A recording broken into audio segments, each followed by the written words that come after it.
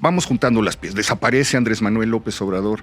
Vemos temblando, apretándose las manos a Dan Augusto López en medio de la tormenta. Vemos a Monreal avisando, yo mi carrera política ya se terminó, yo ya me voy. Presentan a Andy López Obrador como el sucesor, como el heredero del legado, y de repente desaparece. López Obrador se cruzó de brazos frente al avance organizado, tuvo réditos, beneficios electorales, dejando que el organizado avanzara, interviniera en las elecciones. Hicieron los negocios que se evidenciaron con videos, con audios, con contratos. Quedó a la vista el negocio que hicieron con el poder de los hijos. Esta cometida contra la libertad de expresión, esta embestida, no solamente contra periodistas ni contra medios, sino ya el extremo de censurar ciudadanos. Se está preparando el escenario de algo que tiene que ver con todo lo que pasó en el sexenio anterior.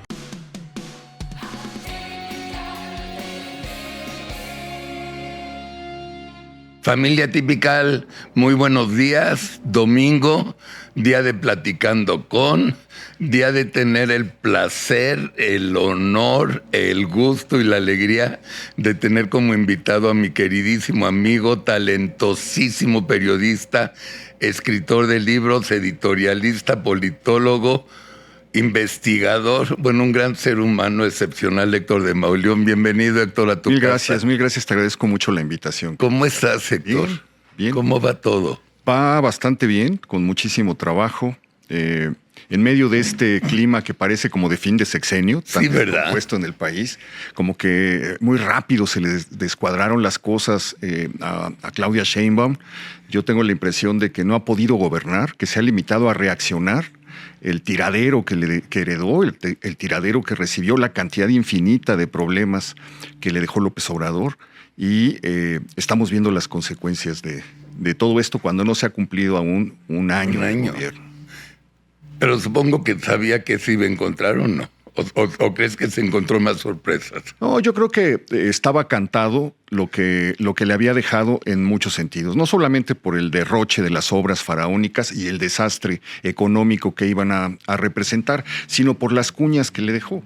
No solamente no le bastó con mangonear a lo largo de sus sexenios, sino que quiso determinar lo que iba a ocurrir en el siguiente. Entonces le dejó a Claudia Sheinbaum gente sembrada en el gabinete, le quitó el control del partido para entregárselo a su hijo, le dejó el Congreso repartido entre el poder de Adán Augusto López y Ricardo Monreal, y le dejó pues prácticamente a todos quienes tienen un cargo en Morena de elección, fueron palomeados por López Obrador, gobernadores a presidentes, a lo que gustes y mandes.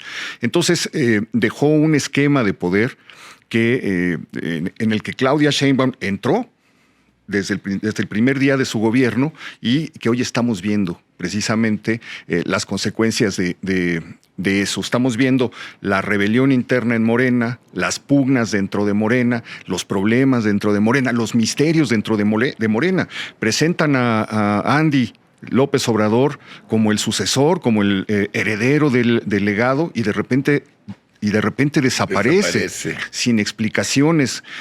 Al mismo tiempo, queda el gobierno convertido en la piñata del gobierno de Estados Unidos, donde le dan un palo cada semana. A veces desayunamos los lunes con una sorpresa nueva a la que la presidenta tiene que estar buscando la manera de reaccionar. No siempre lo hace de manera airosa, algunas veces lo hace de manera francamente desesperada o fuera de lugar, pero también esto es consecuencia el hecho de que López Obrador se cruzó de brazos frente al avance organizado, tuvo réditos, beneficios electorales, dejando que organizado avanzara, interviniera en las elecciones, como se probó en 2021, como volvió a ocurrir en 2024, y todo se benefició al margen de los negocios que hicieron sus hijos, los amigos de sus hijos, sus colaboradores cercanos. Entonces, toda esta de tiempo, la mecha empezó a correr en el momento en el que López Obrador se va del poder a su retiro entre comillas, y estamos viendo cómo comienza a estallarle entre las manos todo este legado tóxico, toda esta herencia maldita a Claudia Sheinbaum. A ver, Héctor, yo tengo una teoría. A mí, yo no soy de los que generalizo porque me da flojera, pero yo sí puedo decir así, desde que yo era chico. El PRI sí ha tenido miembros, personas enormemente corruptas, palomitas. El PAN igual, palomita. Movimiento Ciudadano igual, en Jalisco y sobre todo en Nuevo León. Y Morena, bestialmente corruptos. Ok. O sea, el común denominador es corrupción. Lo que yo veo que es una enorme diferencia es que el PRI y el PAN sí saben gobernar. O sea, ves la historia, hablando políticamente hablando, mal, bien, regular, sí saben gobernar. Sí buscan la democracia. En la historia del PRI la divides en 2, 3 etapas. La última fue la penúltima fue fantástica, cuando plurinominales, democracia, libertad, etcétera, etcétera, etcétera, el INE, el INAI, todo eso. Pero Morena no tiene ni idea. Son una pinche bola de ineptos como no he visto en mi vida.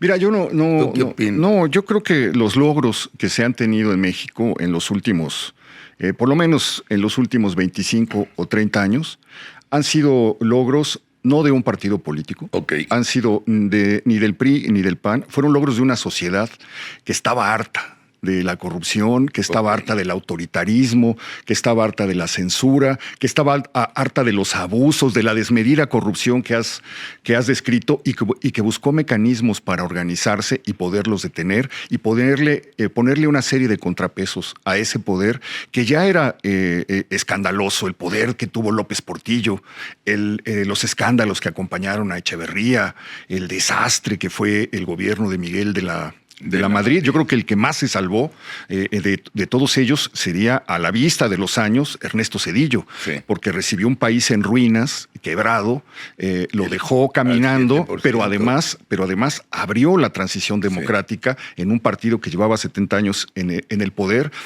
acurrucado y impulsado y protegido por él mismo. La banalización de los excesos a los que llegó el PRI llevaron a la sociedad a decir: hay que poner un alto, hay que poner un hasta aquí. Creo que a eso se debe que se haya impulsado la creación de la Comisión Nacional de Derechos Humanos, que se hayan hecho el INAI, en fin, todas fueron demandas ciudadanas muy firmes que obligaron a estos partidos a abrirse, a democratizarse en la medida de lo posible, a hacer que las elecciones no estuvieran en la Secretaría de Gobernación, claro, sino en manos de un conjunto de ciudadanos, que los votos fueran contados por ciudadanos. Pero todo esto fue producto del hartazgo y de los excesos.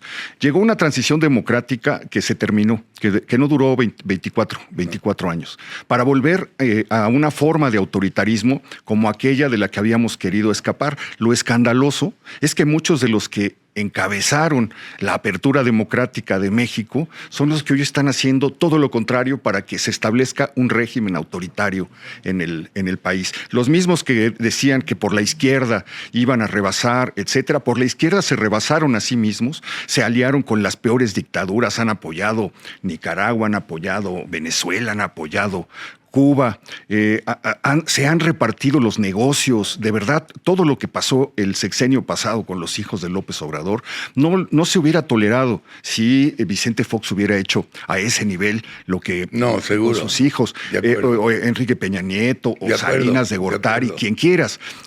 El país se hubiera incendiado. No solamente eso, hicieron los negocios que se evidenciaron con videos, con audios, con contratos. Quedó a la vista el negocio que hicieron con el poder los hijos de López Obrador y sus amigos, y no contentos con eso, le heredó un partido en el que quería que hubieran 10 millones de militantes para que él se pudiera constituir en el sucesor de su legado, el legado de López Obrador. Entonces, creo que estamos viendo un retroceso en el sentido no solamente democrático, la demolición de los logros de generaciones de mexicanos que trataron de apuntalar un sistema más o menos democrático, que solamente se debe a ellos, y cómo se los arrebata un grupo que dice encarnar la voz del pueblo para hacer y deshacer, para mangonear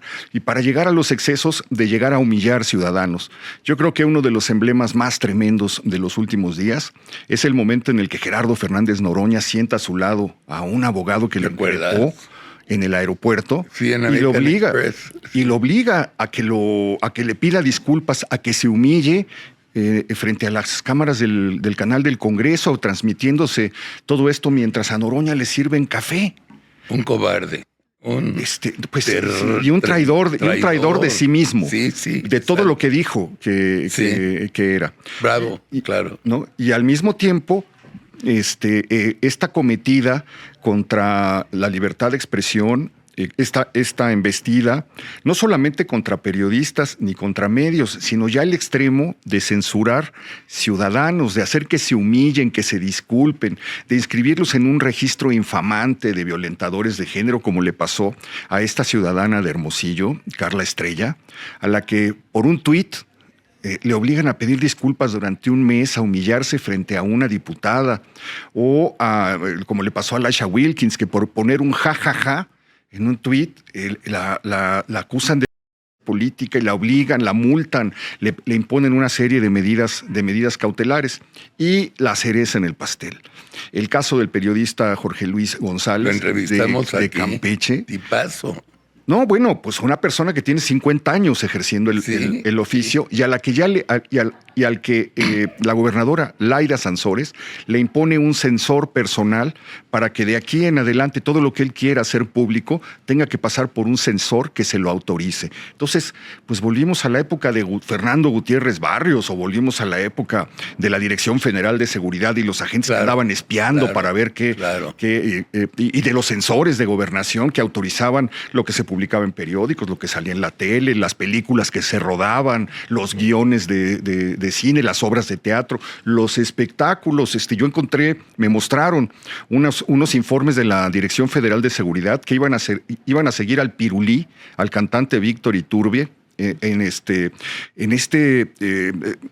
centro nocturno que estaba frente a la estatua de Colón, en el hotel... En el Fiesta Americana. En el Fiesta Americana había un lugar muy famoso de esos años. Bueno, pues ahí estaba un agente de la Dirección Federal de Seguridad. Claro, estaba diario el Pirulí ahí, claro. Ahí se presentaba, pero como hacía chistes políticos e imitaba la voz de López Portillo, entonces le ponían a un agente para que viera qué estaba diciendo el Pirulí. Parecía que eso la sociedad mexicana lo había superado. Le había dicho hasta aquí. Y es increíble cómo la desmemoria, la incuria y los afanes, las ansias de poder y los afanes autoritarios de esta pandilla impresentable que nos está gobernando nos han llevado de vuelta al mismo lugar. A ver, todos estamos enterados, en esencia, tu grave problema. Tú fuiste el padrino que inauguró esta serie de persecuciones. Danos en resumen qué pasó contigo y por qué llegó hasta Tamaulipas. Y platícanos mejor de tu boca, no de la mía, qué pasó y cómo estás el día de hoy. Pues, y el Universal también. El 1 de mayo yo publiqué en el Universal una columna que se llamaba Huachicol y Poder Judicial en Tamaulipas. En esa columna hacía referencia a un documento de los que hackeó el colectivo Guacamaya a la Secretaría de la Defensa, y en el que el exsecretario de la Defensa, Luis Crescencio Sandoval, le enviaba un documento al general Audomaro Martínez, director del Centro Nacional de Inteligencia, para decirle: hay una red de tráfico de huachicol que está operando en la aduana de Tamaulipas, y la cabeza de esa red es un personaje que se llama Juan Carlos Madero Larios. Pues resulta que Juan Carlos Madero Larios es cuñado de quien era consejera jurídica en el gobierno de Américo Villarreal, Tania Contreras, quien el 1 de mayo estaba compitiendo para quedarse como presidenta del Supremo Tribunal de Justicia del Estado de Tamaulipas. Entonces, estaba ahí la conexión, el conflicto de intereses, la relación familiar de una persona señalada por la defensa como jefe de huachicoleros y una funcionaria incrustada en el gobierno de Américo Villarreal, que era cuñada, tenía una relación familiar con este personaje y además se quería quedar con el poder judicial del Estado. Cosa que logró, fue una de las beneficiarias de los acordeones que todos vimos. Ella va a tomar ya posesión. Entonces, como la presidenta, la más fregona. La presidenta del Supremo Tribunal. De Tamaulipas. De Tamaulipas. Okay. Entonces, pues esta persona, Tania Contreras, ve la columna, hace una denuncia. Yo en la columna puse un párrafo en el cual decía que Tania Contreras era la carta fuerte de Morena para quedarse con la presidencia del tribunal. Entonces ella se agarró de ahí para decir que eso era política de género, porque estaba dejando de lado sus méritos profesionales, su trayectoria política, de su carrera judicial, etcétera. Y entonces nos denunció al tribunal ante el Instituto Electoral de Tamaulipas, tanto al Universal como a mí. ¿Por qué electoral y no normal? Porque estaba el proceso electoral, ella estaba contendiendo. Ok, ya. Sí, ya, entonces okay, ella va al Instituto Electoral perfecto. para acusar de violencia política en razón de género. Y entonces nos imponen una serie de medidas cautelares que significaba bajar la columna, eliminarla de la plataforma del Universal, so pena de tener una multa. ¿Tribunal Electoral de Tamaulipas o el nacional? No, todo empieza en Tamaulipas. Sí. Es el Instituto Electoral y el Tribunal de Tamaulipas. De Tamaulipas, ok, ya. Entonces, nos imponen esta medida, borren la columna, nos negamos a borrarla, porque hacer esto era abrir la puerta además nos decían que ya no la podíamos volver a mencionar. Entonces, no solamente era no solamente era censurar la columna, era censura previa. Es decir, no puedes volver a hablar de esto. Desde luego, el periódico no estuvo de acuerdo, se decidió mantener la columna en su sitio y litigar, recurrir la resolución del Instituto Electoral. Entonces la mantuvimos en su sitio. A los pocos días, que además la resolución me la fueron a llevar a mi domicilio porque el INE les dio mi dirección. Yo encontré a la persona que la llevaba pegando una hoja en la puerta de mi casa y nos llega una segunda resolución, otra vez a mi domicilio, en la cual ya las medidas cautelares eran mayores, ya había una multa, era la insistencia en que bajáramos la columna, pero además, como medida cautelar, tenía yo que dejar una disculpa anclada de fijo en mi columna, contra una disculpa pidiéndole a Tania Contreras que me perdonara por haber cometido política de género en contra de ella, política en razón de género en contra de ella, que admitiera que había cometido esa falta, que admitiera que había cometido un daño, que admitiera que era necesario reconocer mi falta y que además me recomendaban una serie de bibliografía para que yo me sensibilizara en temas de política de género, además de una multa. ¿Como sentencia? Sí, las medidas eran esas. Entonces haga esto ya y además pedía que nos registraran en el Registro Nacional, en el listado nacional de violentadores de género durante 4 años. Las penas leves... ¿Otra vez? ¿Qué es eso? Hay una lista nacional donde están anotados todos los que han cometido política en razón de género. Son 400 o 500 personas que a lo largo de los últimos años han llegado a ese padrón. Está tu nombre, están tus datos, etcétera. Pero estás al lado de personas pues, que efectivamente han hecho cosas indecibles en un país donde las mujeres son víctimas de todo tipo, diariamente, de cosas pavorosas. Entonces hay personas, desde luego, que han hecho cosas pues, indefendibles. En ese padrón, en donde no estaba en ese momento, por cierto, Cuauhtémoc Blanco, acusado de intento de violación por su hermana, acusado por una diputada, etcétera, protegido por las diputadas de la 4T, y las feministas de la 4T que lo arroparon y lo disculparon, bueno, pues no estaba en ese padrón y nos pedían que nos inscribieran, que nos inscribieran al Universal como periódico y a mí durante 4 años. Las faltas leves se castigan con 3 años en el padrón.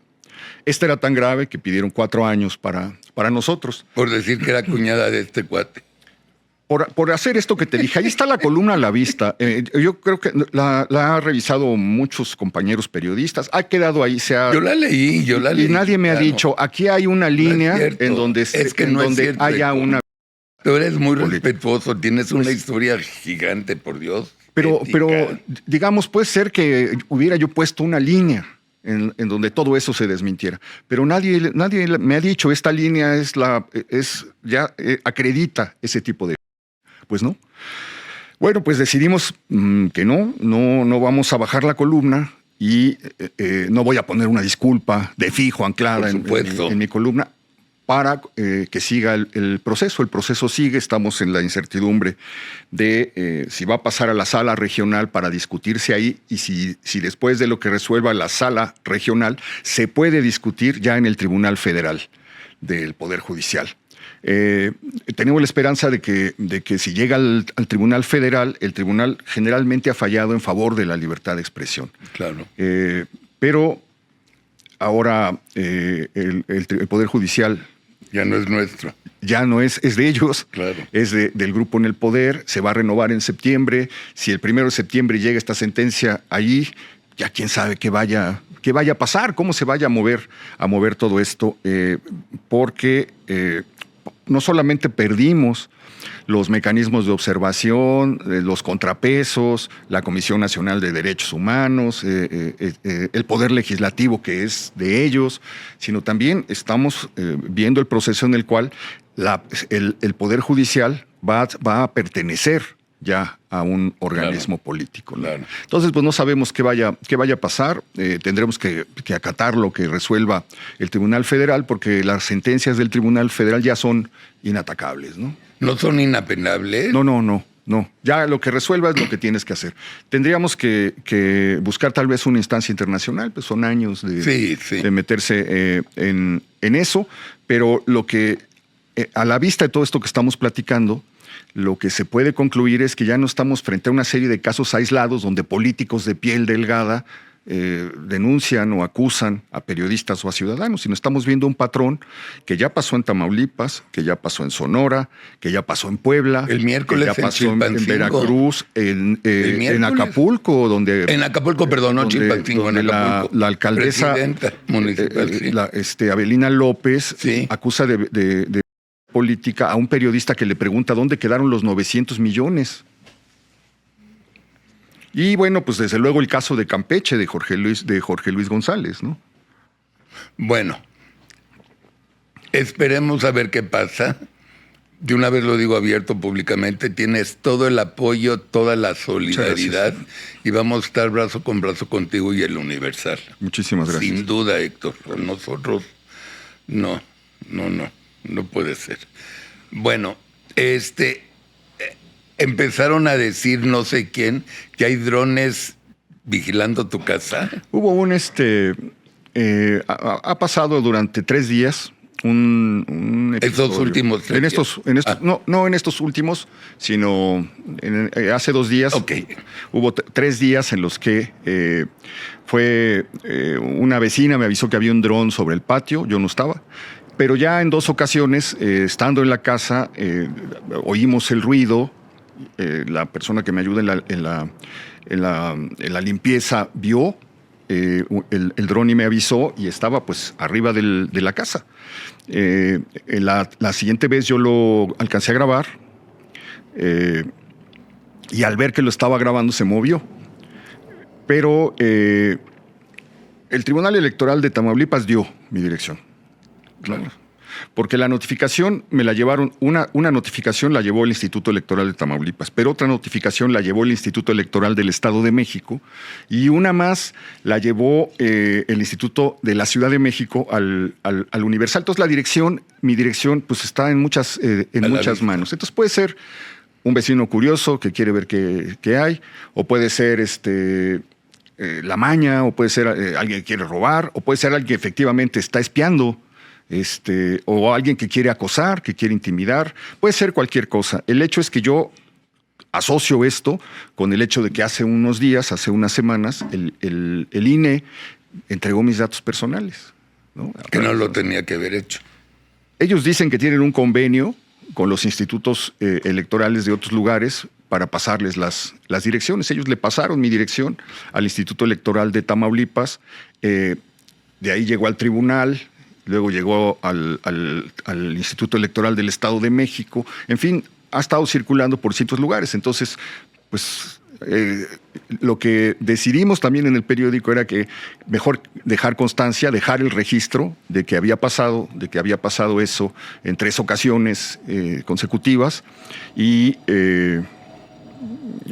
esperar. Dime una cosa, ¿qué está pasando en México? Ya hablamos de 5 estados que están haciendo, en mi opinión, un poco de ensayo y error.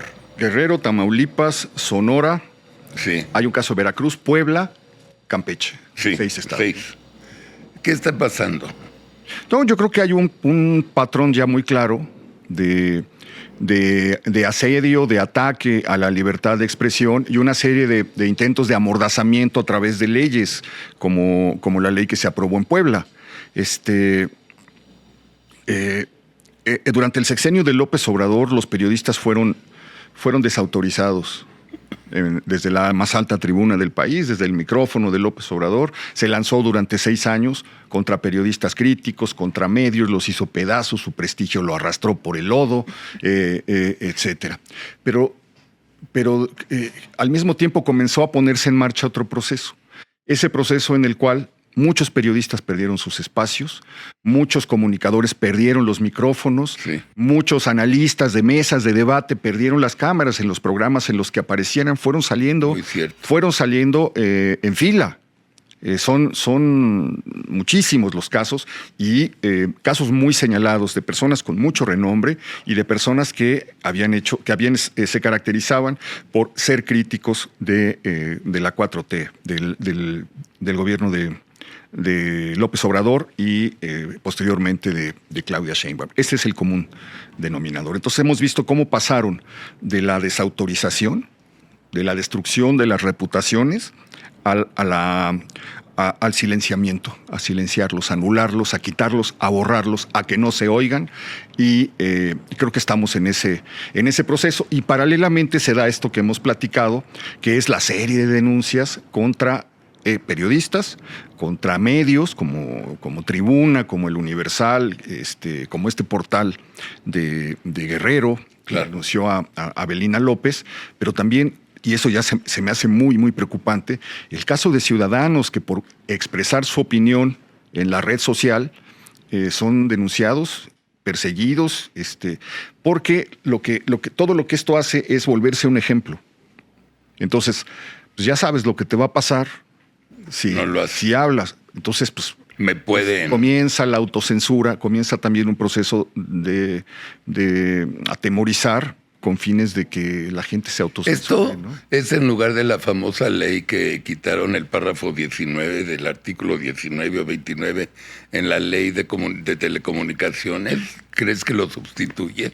No, bueno, es que si pones todo junto ya tienes un rompecabezas monstruoso. Claro, Porque además, pues ya tienes el permiso para espiar, claro.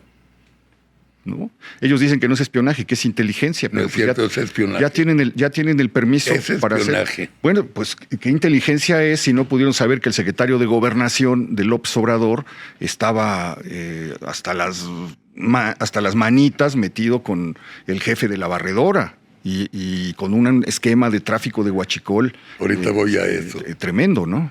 A ver, hace un año agarraron al Mayo. Se cumplió 1 año y 4 días. ¿Ya se cumplió? ¿Ya se va a cumplir? Ya se cumplió. Ya se cumplió. Sí, sí. Entonces, Titina dijo, creo que miércoles o jueves por ahí, que siguen esperando después de 1 año.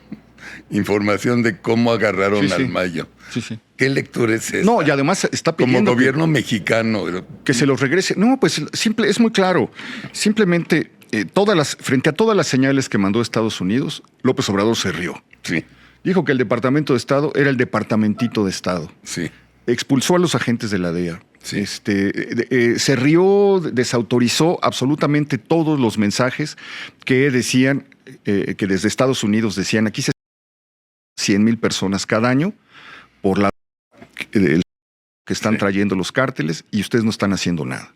Y él se cruzó de brazos, abrazos, fue a darle a presentarle sus respetos a la mamá del Chapo, cada que se refería a él que despreciaba todo, que le puso apodos a todo mundo, el señor Guzmán lo era, etcétera. Entonces eran muy claras las señales de lo que venía. Ya habían detenido a García Luna, ya habían detenido al general Cienfuegos, ya lo habían entregado con la promesa de que iba a ser juzgado en este país, etcétera. Y entonces, pues ahora se encuentran con la cruda realidad de que Estados Unidos va en serio, de que Estados Unidos desde el sexenio pasado comenzó a seguir la pista de las redes, no solamente de sino de la otra cosa, que era el tráfico de huachicol, que entraba a Estados Unidos, que salía por las aduanas mexicanas, y comenzaron a ver la manera en la que este dinero ilícito estaba financiando campañas políticas en al menos 5 estados, candidaturas de presidentes municipales, cómo estaba embarrada la dirigencia de Morena, cómo estaba embarrado el Américo Villarreal, entre otros gobernadores. Y de repente pues pasa lo de el Mayo, que es, pues perdieron la confianza de Estados Unidos. Estados Unidos dejó de avisarles, dejó de reportarles, pues el Departamentito de Estado, ¿para qué le iba a informar al gran líder de masas, etcétera? Entonces fueron directamente a un arreglo con los hijos del Chapo, un arreglo en el que el primer cadáver político fue el gobernador Rocha Moya. Sí. Porque nunca se había visto que un traficante de ese nivel, que ha presenciado la historia del tráfico durante más de 40 años, ha sido una pieza clave, que tiene la historia, la película completa, desde los orígenes del tráfico hasta el día que lo detuvieron. Nunca se había visto que pusieran una carta: yo iba a reunirme con el gobernador Rubén Rocha Moya, cuando me traicionaron y me subieron a un avión y me trajeron para acá. Entonces, cuando pasa eso, simplemente lo que hace López Obrador es ir a visitar a Rocha Moya, alzarle la mano, lleva a Claudia Sheinbaum y la obliga a que le levante también la mano, le deja ese compromiso allí clavado, y a partir de ese momento Estados Unidos pues, cierra toda la comunicación. Nos hemos estado enterando de lo que pasa en México por los comunicados que presenta el Departamento de Estado, o por los comunicados que presenta el FBI o que presenta la DEA. Siguieron avisando. En México hay una intolerable alianza del gobierno con los cárteles. México está controlado por los cárteles. El gobierno de México está petrificado. Te digo, los tienen como piñatas, porque cada día les tiran un nuevo golpe, porque ya tienen toda la información. Tienen al Mayo, que es el capo mayor. Tienen a los 2 hijos del Chapo, que pueden contar toda la historia del... Porque ya no estamos hablando de Calderón y de García Luna. No, ya. Él empezó a finales del sexenio de Peña Nieto, y durante todo el sexenio de López Obrador fue el florecimiento de los chapitos. Claro. Entonces, tienen a 2 capos de la nueva generación que florecieron en el sexenio de López Obrador. Entonces tienen, pues, ellos ya nos avisaron también, están llegando a un arreglo. Ya acordaron con las agencias para lograr una sentencia benigna. Tienen al mismo tiempo al otro elefante en la sala, que es Caro Quintero, del caso Camarena, que se ha estado hablando, por ahí se están filtrando cosas acerca de una serie de grabaciones que ya eran conocidas. Ya hay hasta un documental por ahí en Netflix, me parece, donde aparecen fragmentos de esas grabaciones, de los interrogatorios que le hicieron a Enrique Camarena, a la gente de la DEA, y están mandando la señal de que aparece mencionado Manuel Bartlett. Entonces, lo que nos está pintando Estados Unidos es el panorama de un gobierno. Sí. ¿No? Es ya un régimen que corrió de la mano con el organizado, y donde las organizaciones que ya fueron designadas como terroristas, pues lógicamente los socios, los cómplices, quienes los financiaron, incluso quienes les pagan piso, pueden ser acusados de ser cómplices de una organización terrorista. Entonces, desde esa perspectiva, yo creo que el gobierno de México está completamente aterrorizado. Se sabe quiénes son, los que metieron mano en esa relación, los que llevaron esa relación. En los papeles de Guacamaya salió muchísima información en ese hackeo a la defensa, y entonces estamos en el punto en el cual pues, no le van a dar información. No. Simplemente le van a dar golpes. Están no, yo soy de los que creen que Estados Unidos están negociando para obtener lo que quiere en base a la información que ya está en su poder. Nos podemos enterar si decide hacerlo público. Si no decide hacerlo público, no nos vamos a enterar, pero el hecho es que frente a esta negociación, el Estado mexicano es cada vez más y más vulnerable, y está más a expensas de lo que se le ocurra a Trump cuando despierte de mal humor cualquier día, ¿no? Claro. A mí me dijeron unos gringos, amigos, contactos de Atypical, de que el Chapito Ovidio entrega 45 videos y documentos. Me dijeron hasta el número completo. Y le dije, mi respuesta es un poco incrédulo, le dije, ¿y por qué no 49? Ja, ¿no? Me dice, vas a ver. Coincido contigo. Ahora, una pregunta que todos queremos saber. ¿Por qué Andrés se asoció al... O sea, sus hijos... A ver, yo no creo que haya sido por dinero, porque los hijos son los responsables del dinero. Rocío Nale hizo una pinche fortuna impresionante con la refinería. ¿Por qué se asoció con el organizado? No sé si se asoció. No es la palabra, es que no encuentro otra palabra. No, simplemente. ¿O por qué lo permitió? Se cruzó de brazos. Él mismo lo dijo. Sí. Abrazos, no Sí, ¿pero por qué? Se cruzó de brazos. Yo creo que el motivo original era pacificar el país. Dijo, si los dejo, se va a acabar. Y no se dio cuenta que estaba cometiendo exactamente el mismo error que había cometido el PRI cuando los cárteles se volvieron de ser los grupitos de traficantes de Sinaloa y de Guadalajara en las grandes organizaciones transnacionales. Los dejaron. Deja dinero, no haga ruido y llévatela donde quieras. Sí. Y creo que él pensó que eso le iba a pacificar el país, y que además podía traerle un beneficio adicional, porque estos se prestaron a ser de operadores electorales en los procesos de 2021. Pues secuestraron a 100 personas en las elecciones intermedias de 2021 en Sinaloa para que no pudieran operar a 100, por lo menos 100 operadores electorales del PRI, que los secuestraron en Culiacán el viernes anterior a las elecciones y los soltaron el domingo, una hora después del cierre de casillas, para garantizar que la operación que iban a hacer en favor de Rocha Moya y en favor de Morena se pudiera llevar a cabo, como pasó en Culiacán y en muchos otros municipios y en muchos otros estados, porque se documentó que pasó lo mismo en Michoacán, que pasó lo mismo en Guerrero. Se documentó muchísimo cómo en el Estado de México, cómo el organizado intervino de una manera tan impúdica como no se había visto en las elecciones del 21, y cómo volvió a operar en las elecciones del 24. Entonces, yo creo que yo me hago de la vista gorda para que no se maten. Y además, pues vamos a tener un apoyo electoral, a lo mejor financiando campañas. Ya se sabrá, todo esto es, de momento, esto que te estoy diciendo es especulación. Pero especulación sobre los motivos. Sobre los hechos no hay ninguna especulación. Los datos están. El organizado se extendió en el 81% de los municipios de México durante el gobierno de López Obrador, donde en el 81% de los municipios del país aparecieron ejecuciones, aparecieron mantas, llegó la extorsión, hubo enfrentamientos, hubo pugnas con el ejército o con fuerzas de seguridad estatales o federales, etcétera. Pasó a lo largo de los 6 años, mientras López Obrador se reía, contaba chistes, decía que todo eran inventos de la prensa conservadora, y no vio, yo creo que no vio cómo iba creciendo el monstruo del otro lado de la frontera.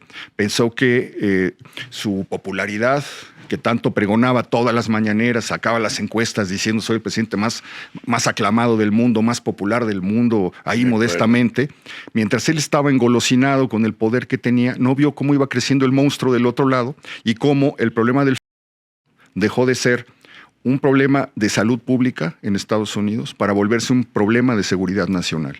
Cuando se volvió un problema de seguridad nacional es cuando empezó a desatarse esto que hoy está pagando su sucesora y que en el fondo está pagando el país entero, porque la imposición de aranceles pues ya no impacta nada más a los políticos de la 4T, impacta a muchísimos empresarios, a muchísimos exportadores, porque el impuesto a las remesas pues impacta a un montón de paisanos, porque la persecución a los paisanos allá en Estados Unidos acusados de ser miembros de mafias y etcétera, todo tiene su origen. Todo tiene su origen en algo que en su infinita soberbia López Obrador no supo leer o no quiso leer, y en su infinita ignorancia y desprecio por las relaciones, por la política internacional, no supo entender. Una persona que no salía del país. No salía del país, le encantaba andar en los pueblos porque ahí sentía que lo adoraban, baños de pueblo, y no comprendió jamás pues, la situación estratégica que ocupaba México, se desentendió totalmente de las relaciones internacionales, etcétera, y creo yo no supo leer lo que venía. Antes de pasar a Huachicol, quiero hablar un poco de rumorología. Sí. Dicen que hay dos cabezas que están en la mente de los gringos, Rubén Rocha y Américo Villarreal Jr. Vamos a hacer el juego de la suposición. Si lo agarran los gringos, ellos soltarían lo que saben. Bueno, y les harían un daño terrible. Tampoco es una suposición. No. Porque la posibilidad de convertirte en testigo colaborador en Estados Unidos consiste en que entregues información de alguien que está más arriba, no de alguien que está más abajo. Entonces, pues si agarran al Mayo, pues ¿a quién más de arriba va a poner? Claro. Si agarran a los Chapitos, pues ¿a quién más de arriba pueden decir, te lo entrego? Bueno, a lo mejor la captura del Mayo fue producto de esto. Te entrego al Mayo a cambio de beneficios. Pero pues es que lo que sigue, si ya llegaron a la cúpula del cártel de Sinaloa, lo que sigue es que entreguen la combinación que la protección que tienen con el poder político. Entonces, yo creo que no es especulación, que cabe esperar que lo que viene, porque además están las declaraciones de Estados Unidos, sí. Es un gobierno, están protegidos por políticos, es el discurso constante desde febrero para acá, sistemáticamente. Entonces, creo que no se van a conformar con que les entreguen otra vez al operador, como ha pasado en el Huachicol. Exacto. Detienen los millones de litros, 10 millones de litros de Huachicol, sí. Y el detenido es el que está cuidando la bodega, claro. O el que lo está llevando. Sí, entonces, sí. Ahí como que hay algo que falta, hay una pieza que falta. Estados Unidos sabe perfectamente dónde está esa pieza.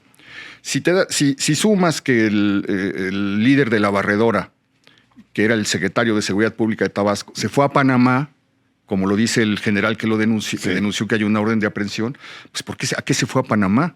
A Panamá es un lugar donde se van muchos de los que hacen acuerdos con las agencias de seguridad de Estados Unidos, ahí hacen los acuerdos. Entonces, pues vamos juntando las piezas. Desaparece Andrés Manuel López Obrador. Vemos temblando, apretándose las manos a Adán Augusto López en medio de la tormenta. Vemos a Monreal avisando, yo mi carrera política ya se terminó, yo ya me voy.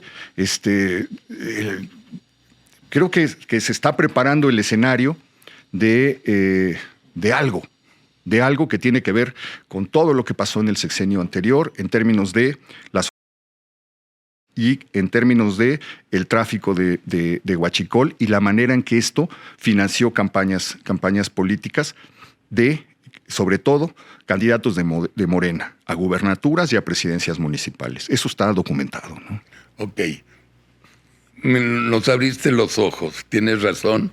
Ya tienen al presidente del Consejo y al director general, los Chapitos, ya tienen al fundador, el Mayo, que es el tío además. Está el hijo del Mayo antes, que es testigo protegido. Entonces, yo digo, no hay que suponer, sabemos que los gringos tienen más información que Alibaba. Saben lo que no tenemos idea. La estrategia de ellos es ir soltando poco a poco información así. Yo creo que ellos van a ir soltando lo que necesiten a través de lo que resuelvan en las negociaciones con Palacio Nacional, ¿no? Quiero tal cosa, quiero que se detenga tal cosa, y si no se detiene, pues tengo tal cosa. A ellos no les interesa realmente, sí les interesa porque no quieren tener en el patio trasero Claro. un gobierno donde además sea una pista de contacto con Cuba, con Venezuela, eso. Pero fuera de eso, lo que les interesa es lo que pasa de su frontera hacia adentro. Entonces, por eso se me hace grave el estado de indefensión en el que ha quedado el Estado mexicano, porque están a merced de las negociaciones que ellos impongan. Como hemos visto, o le paran esto o les pongo aranceles. Bueno, pues vamos a trasladar eso al campo del y al campo del Huachicol. Hasta ahorita van esas declaraciones. Va esa operación, que fue una operación quirúrgica para llevarse al capo de capos del cártel de Sinaloa hace un año, sin dar explicaciones, y un año después, todo rodeado de un hermetismo y de un silencio total, a pesar de todos los berrinches que hizo López Obrador y a pesar de, como decías, un año después Claudia Sheinbaum pidiendo explicaciones. Porque en el momento en el que se lo llevaron es inolvidable, pues López Obrador no sabía, puso allá a Rosa Isela, que era la secretaria de Seguridad, titubeante, sin poder dar una explicación. No sabía, estaban absolutamente pasmados, que si el avión, que se había salido... Que era gringo, que no era gringo, claro, que era avión mexicano. Que... Teniendo además, el escándalo de cómo Audomaro Martínez, el Centro Nacional de Inteligencia, había espiado a periodistas, activistas, a políticos. Se dedicaron a emplear el aparato de inteligencia del Estado para espiar opositores y para espiar personajes incómodos, pero no se dieron cuenta que el comandante de la Policía Estatal de Sinaloa estaba encargado de darle seguridad al Zambada y fue el que lo llevó a la reunión, un comandante que hoy sigue desaparecido, ya se les olvidó, sí. Pero que le estaba brindando protección oficial. Dice el gobernador que ni él mismo sabía, Rocha Moya, ¿no? Que no sabía que le había dado protección el comandante, que llevaba 10 años ahí en el Salado, que era la zona donde se movía el Zambada. Entonces, pues el salpicadero es atroz. La DEA tiene facturas que cobrarle al gobierno mexicano. Desde Kiki, ¿no? Desde ahí, sí. Y desde que López Obrador le cerró toda colaboración, lo sacó del país. Por ahí no solo lo comento porque acaba de aparecer en una columna de Raimundo Rivapalacio, en la que dice que Audomaro le dio información a espías rusos sobre los agentes de la DEA.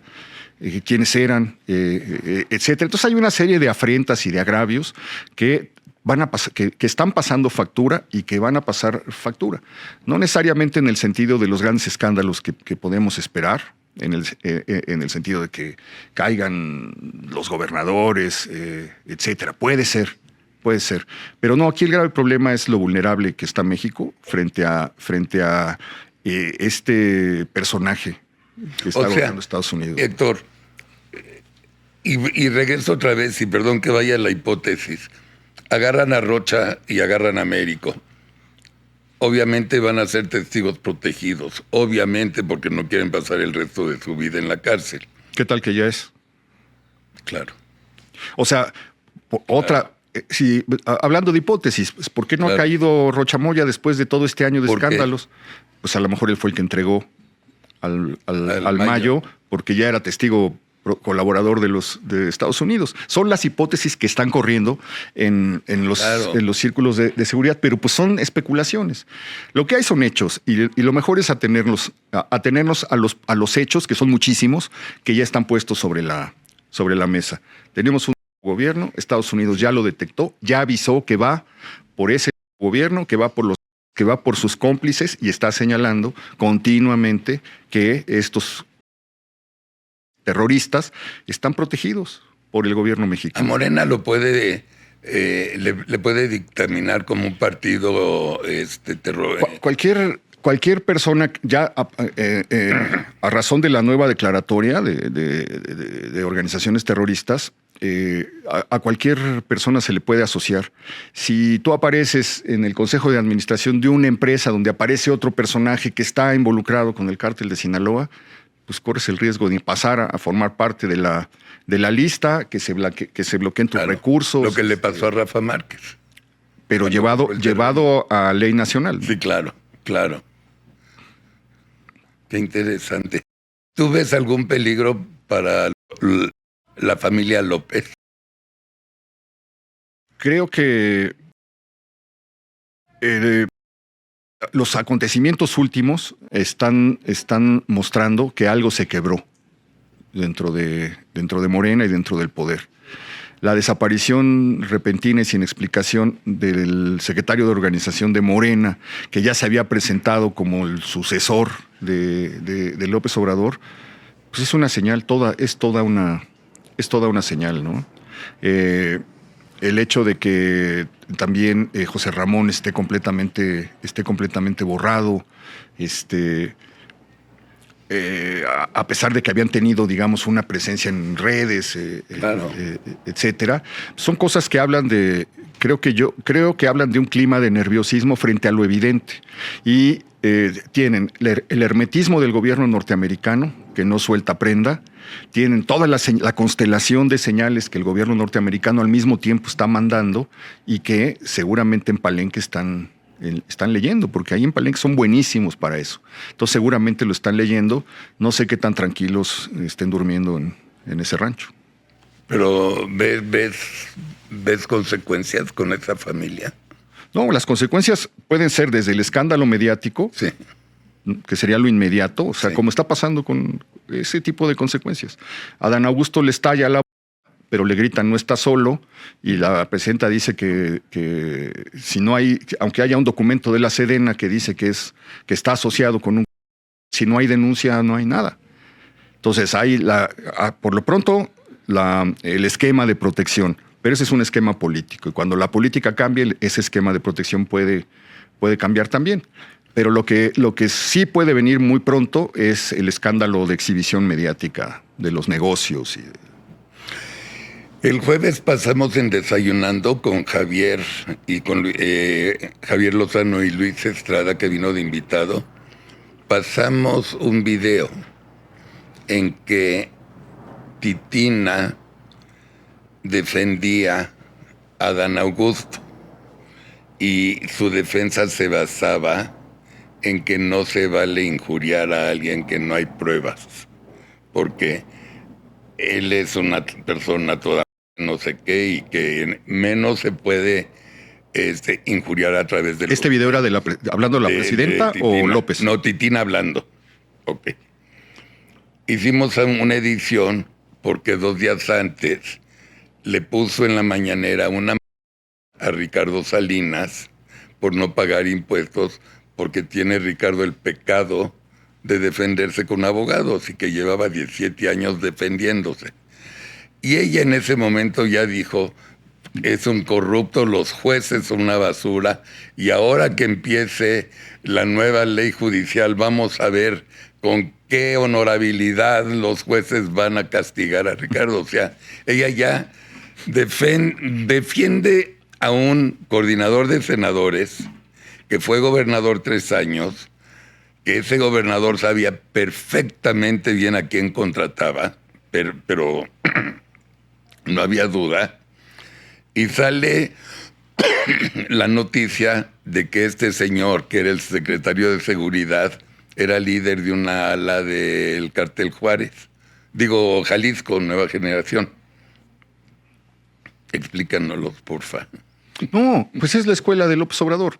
Cuando sale lo de las declaraciones de los testigos protegidos contra Genaro García Luna, sí, López Obrador dice, ya se comprobó. Ya se comprobó, sí. Ahí está la prueba. Cuando los mismos testigos protegidos lo señalan a él de haber recibido dinero del cártel de Sinaloa en su campaña de 2006, él dice, ¿dónde están las pruebas? Claro. Entonces, cuando son declaraciones involucrando a García Luna, ya se comprobó. Cuando son declaraciones involucrándolo a él, pues ¿dónde están las pruebas?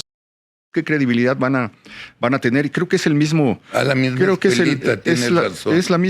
el mismo método que le dio, que en el caso de López Obrador le dio réditos, porque pues él tenía un teflón inmenso, podía pasar lo que fuera y todo se le resbalaba. Todo.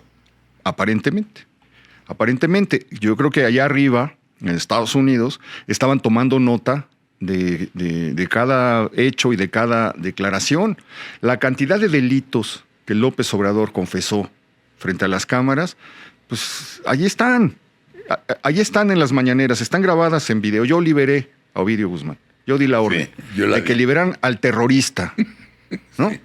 Entonces, pues allá estaban tomando nota de absolutamente todo porque tenían un problema encima, ¿no? Ok. Lectura, no, ya sé tu respuesta, pero ¿Adán Augusto está en problemas o no está en problemas?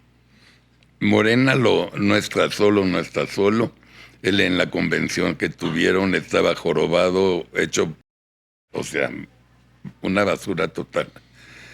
¿Está en problemas? Sí, yo creo que estamos viendo el fin de su carrera política. El fin de su carrera política pues está marcado. Se puede ver incluso porque todas las plumas afines y los lápices afines de la 4T, que un día los exculparon, se lanzaron en masa, como dicen ellos, en nado sincronizado contra él, pues ahí está clara la línea de que se le acabó.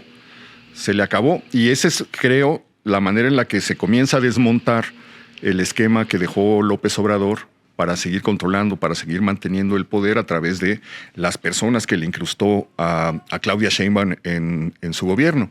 La primera pieza que queda inutilizada puede seguir siendo presidente de los senadores de Morena, puede no tocarle con el pétalo de una averiguación previa, puede estar ahí, pero su carrera política está terminada y la de muchos de sus grupos, de su grupo más cercano, ¿no? Ya hasta por allá comenzó a circular que la candidatura en Chihuahua también se cayó.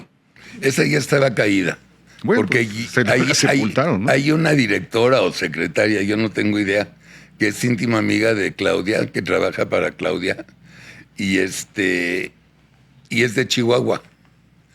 Y me acuerdo que hace como un mes dio una conferencia en la mañanera y la alabó y le echó porras y todo el rollo. Entonces... Sí, claro. Pero se supone que el secretario de Seguridad de Tabasco, líder de la barredora, se fue del país desde febrero, que había una orden de aprehensión desde febrero. Cierto. Entonces, todos sabían, febrero, marzo, abril, mayo, junio, julio, 5 meses... Todos sabían que se había liberado una orden de aprehensión contra él. Todos sabían las relaciones que tenía ese señor, todos sabían la cercanía que tenía con Adán Augusto, todos sabían la trayectoria que ellos habían caminado juntos, sabían que él estaba prófugo. No se movió absolutamente nada y de repente, misteriosamente, un general va a una entrevista y dice hay una orden de aprehensión y ya lo está buscando la Interpol. Eso... ¿Pasa nada más porque se le ocurrió decirlo en ese momento? No. ¿O porque forma parte ya de un diseño? Se explota esto y de repente viene todo un sector de opinión a linchar a Adán Augusto. Entonces, pues la señal, la lectura, es que pase lo que pase, ha quedado desactivado, está en el fin de su carrera política. Bueno, en la política nunca hay finales. No. Pero digamos, de esta fase de su carrera política está acabado. ¿De dónde vino el golpe? ¿Con qué fin? Probablemente lo veremos más adelante y cuando veamos, como siempre, quiénes fueron los que salieron beneficiados. Hay algo que se lee muy bien. Ella odia a Adán Augusto. Adán Augusto es la mano y la cabeza que habla lo que quiere Andrés a través de él. Ella lo sabe perfectamente bien. Ella quiere mucho a May, el gobernador actual de Tabasco. El gobernador actual de Tabasco empezó a soltar ya patadas a lo bestia. Bueno, la primera denuncia fue la del gobernador. De Javier, ¿no? Claro. Claro. Javier May fue el primero que dijo que rindan cuenta estos de lo que está pasando en Tabasco, y todos sabemos quiénes eran los jefes de la barredora. Lo dijo a las pocas semanas de haber llegado al cargo. Sí, o sea, creo que hay una disputa política por el poder dentro de Morena, pero creo que está inscrita en eso, en la necesidad que tiene Claudia Sheinbaum de gobernar, de poder operar durante un año en el que no ha podido más que reaccionar frente a los problemas que le heredó López Obrador. Además. Ahora, los puso a competir, los volvió enemigos cuando eran las corcholatas, cuando estaban buscando la candidatura presidencial, y cuando se dieron de patadas por debajo de la mesa, y cuando se dijeron de todo, incluso frente a los micrófonos. Y luego, pues, ya que termina la contienda, le dice: ahora se sientan todos y van a gobernar juntos.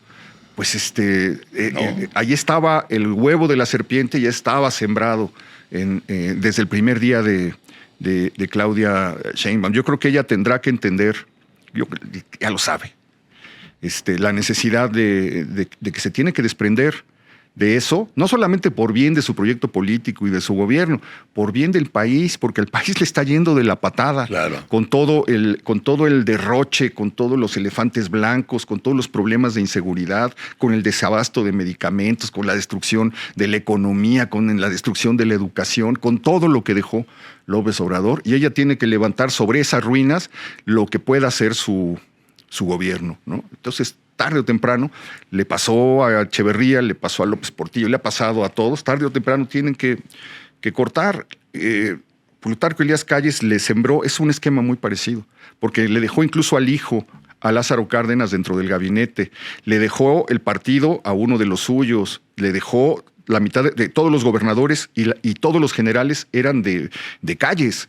Y cuando llega Lázaro Cárdenas, se tardó 2 años en poder desmontar y correr del país, a subirlo en un avión una madrugada para que se lo llevara a Estados Unidos desterrado, para poder comenzar a gobernar. Se tardó 2 años en lograrlo. Yo creo que Sheinbaum, sin ser Cárdenas, encontró un mundo cercado, dominado por la presencia tremenda de López Obrador, y la idea que tal vez tiene López Obrador, que desde Tabasco, ¿no? Desde Palenque, puede estar moviendo hilos y puede seguir controlando el destino del país y cincelando su leyenda. Yo creo que su leyenda ya se comenzó a manchar. Está de Andrés. La de Andrés, sí. Se comenzó, que estas cosas, Rochamoya, lo que venga, la situación del país, ya está manchando lo que él soñó. ¿No? Él soñó ser un Cárdenas, ser un Juárez, ser un Madero, y pues va a acabar cerca del otro lado, de los peores, de los más oscuros, de los más tristes presidentes que ha tenido México, dada la condición en la que dejó al país. El peor presidente de la historia, pero por mucho para mí. Sí, para mí. Los de la pandemia, 200,000 por 100,000 desaparecidos, el Pemex, un barril sin fondo, el Tren Maya, el tiradero del Felipe Ángeles, quitarle a México la posibilidad de un aeropuerto de clase mundial, en fin, una serie de decisiones. Pero ¿sabes la tragedia del aeropuerto? Yo no sé cuántos grupos de empresarios habrá en el mundo que quisieran tomar el proyecto del aeropuerto. Mínimo 10, y soy chiquitito. ¿Qué le importa a ella que se haga un aeropuerto si no va a gastar el gobierno de México un peso? A ver, ¿por qué no podemos tener un gobierno primer mundo?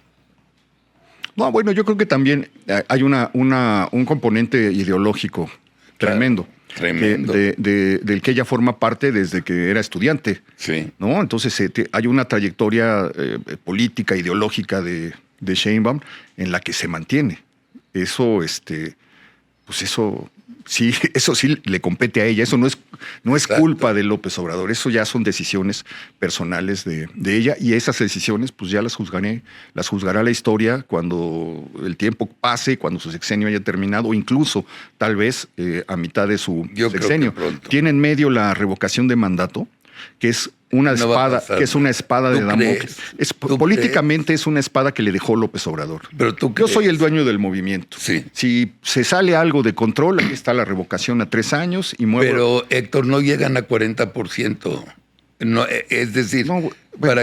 para que la derroquen, tiene que ir el 40% del electorado. No, yo no creo que no lo llega. planteo como una Posibilidad. No, es que sí, la posibilidad de que ocurra una movilización dictada desde los que están perdiendo el poder, Sí. eso es absolutamente real. Tiene dentro de 3 años ese bache. No creo que, no digo que ya vaya a pasar, que en 3 años se caiga, etcétera, pero es otro de los escollos que le sembró López Obrador ahí enfrente.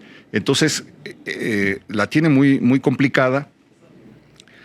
Tiene un secretario de seguridad que está con cada detención y con cada cosa que hace dándole una bofetada a la política de abrazos no balazos de López Obrador, pero tampoco tiene mucho más. Tiene un canciller que no existe, tiene, o sea, un gabinete que no está borrado. ¿Quién sabe quién le responde a quién? ¿No? La secretaria de Gobernación, en fin, creo que es un panorama muy, muy, muy complicado. Antes de terminar, ya anunció ella que hay una reforma electoral. Todos los que estamos metidos en la onda de la política, estamos suponiendo el desastre de esta reforma, estamos suponiendo que es una regresión y estamos suponiendo que además de que quitarán 2 opciones, o quitan pluris o puro pluri. Dentro de la cabeza de ella. Estamos viendo que se va a convertir el INE otra vez en el IFE, que se va a depender de la Secretaría de Gobernación. A nosotros como ciudadanos de oposición, de resistencia, ¿cómo nos va a afectar esta reforma electoral? No, bueno, pues es precisamente devolver las elecciones al sitio de donde muchas luchas de varias generaciones de mexicanos las sacaron. Le quitaron las elecciones, le quitaron el control electoral al Estado para tratar de hacer unas elecciones equilibradas, una incipiente democracia, y hoy está de vuelta. Entonces, lo terrible es que el nivel patético, lamentable que tiene la oposición. Es decir, no solamente López Obrador destruyó los moralmente derrotados, ¿no? Les pegó y tuvieron 6 años en los cuales no tuvieron oportunidad de hacer nada digno, de poderse levantar, de poder... Claro. Y hoy ya va 1 año de Claudia Sheinbaum y la oposición brilla por su ausencia. Tenemos algunos discursos en el Congreso, algunas declaraciones de algunos, siempre los mismos, por ahí, pero tenemos a alguien que convoque a la sociedad, que convenza, que la mueva, que le diga, ay, aquí hay una ruta, aquí hay esperanza.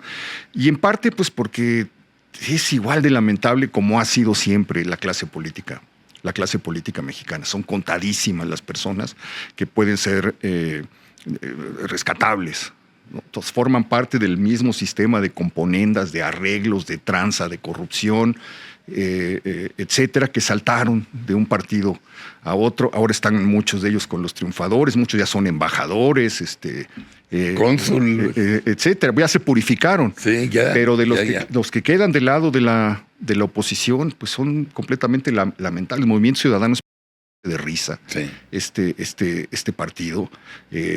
El PRI, pues, ¿qué se puede decir del PRI? El PAN desfondado, sin propuesta, todos igual responden, solamente reaccionan, no proponen, y sobre todo no veo yo una propuesta que mueva, que pueda convencer a una sociedad tan desencantada, tan golpeada, y al mismo tiempo que pueda hacerle contrapeso a este poderoso esquema de programas sociales que está atendiendo a un sector históricamente abandonado, por lo menos dándole 3,000 pesos, poniéndolo en la bolsa. Entonces, eso va a ser muy, muy, muy, muy difícil porque es un arma política. Pero vamos para atrás en el desarrollo, en el progreso Es lo que es terrible. No, pues volvemos a un sistema autocrático, Sí. autocrático totalmente, a un partido omnipresente, un partido que está en todas partes, a un partido que ya no puedes criticar, Una un partido censura. del que no puedes hablar, del que no puedes escapar, No. Que usa los instrumentos del Estado para perseguir, como usa el SAT, como usa el espionaje desde el Centro Nacional de Inteligencia, como usa las órdenes de aprehensión de la Fiscalía General de la República, con un fiscal también a modo, sin tener a quién recurrir, porque la Comisión Nacional de Derechos Humanos pues es Está una burla, claro. una absoluta burla. Sí. En fin, yo creo que tendrá que venir el sacudimiento desde donde viene siempre, que es desde la sociedad, muchas veces desde las regiones de los estados del país en donde más se ha golpeado, más golpeados, es donde surgen los movimientos. El movimiento democratizador mexicano comenzó en Chihuahua en los 80s. Es cierto. Entonces, la revolución empezó en el norte. Claro, entonces, Guanajuato, Michoacán, Sí. Son cosas que empiezan a ocurrir en lugares muy lastimados, muy afectados, y que van creando reverberaciones que ojalá le hagan ver a la sociedad el grave problema en el que nos estamos metiendo. Yo creo que en unos 6 meses a un año, desgraciadamente, el país va a sufrir una quiebra técnica en que va a haber una recesión alta, no va a haber consumo, va a haber despidos, en mi opinión, porque no hay consumo. El dinero que le dan a las gentes, adultos mayores, a los jóvenes, etcétera, no será suficiente para cubrir las faltas de comprar medicinas, porque las medicinas van a tener un precio alto. Esto pudiera reflejarse en la elección del 27, ¿tú crees? Yo soy ya muy escéptico de esos escenarios, ¿no? Ok. Se había pensado que todos los agraviados por López Obrador iban a hacer acto de presencia. Ni fueron. No se vio. Bueno, tuvimos una operación de Estado cínica, brutal, Sí. Poderosísima, pero había tantos agraviados. Fue tanta la gente que fue pisoteada, que fue hecha a un lado, no solamente los que perdieron familiares en la pandemia, sino los ataques que lanzaba contra médicos, contra enfermeras, contra profesionistas, contra universitarios. Cada día había un enemigo al cual patear. Y yo llegué a pensar, como muchos, que eso se notaría de alguna manera. Y al final no se notó. Entonces, la sociedad mexicana es un enigma para mí. Puede despertar, puede estar despierta, tal vez si estamos soñando nosotros, somos los soñadores. Tienes razón. Héctor de Mauleón, es un placer Igual. Haber platicado contigo.